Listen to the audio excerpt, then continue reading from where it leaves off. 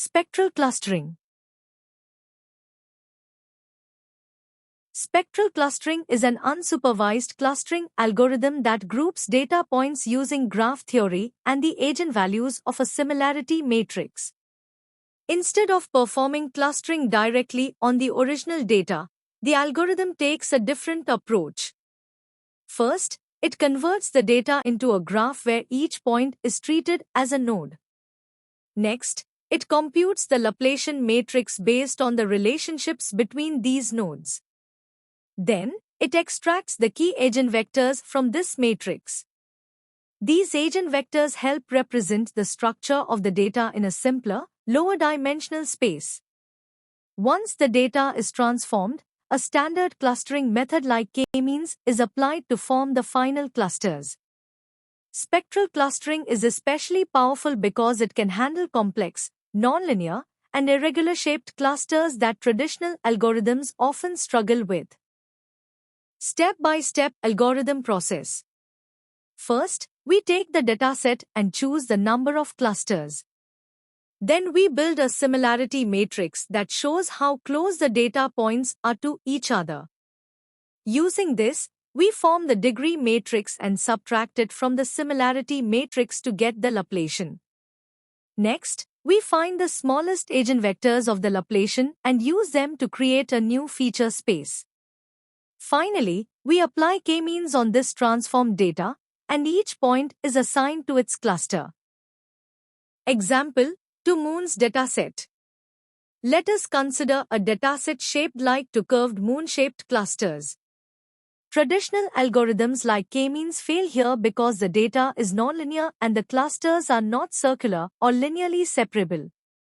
Spectral clustering handles this situation much better. First, it builds a similarity graph based on how close the points are. Then it computes the Laplacian matrix and extracts key eigenvectors that reveal the true structure of the data.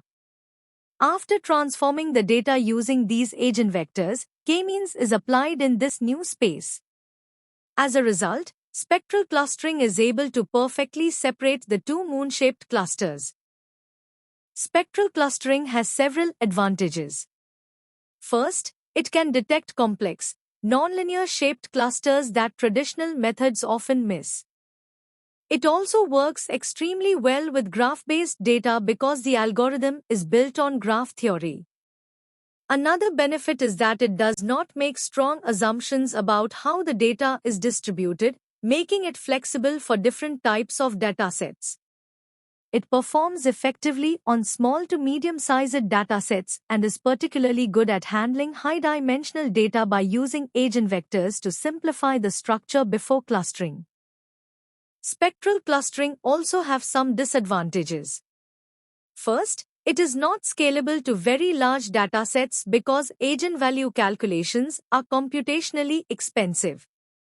Second, the method requires a carefully chosen similarity function, and if this is not selected properly, the results may be inaccurate.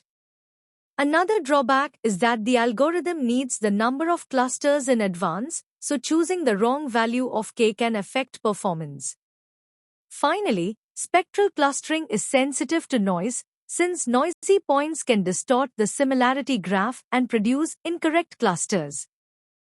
Coming to the application, they are 1. Image segmentation. Clustering divides an image into regions based on color, separating objects from the background using k-means. 2. Speech and audio. It groups similar audio patterns for tasks like speaker recognition or music analysis by clustering audio features. 3. Social networks. Clustering finds communities, groups of closely connected people, by analyzing network connections. 4. Document clustering. It groups similar text documents for topic detection or recommendations using TF-IDF and k-means. 5. Bioinformatics. Clustering identifies genes or proteins with similar expression patterns, helping understand biological processes.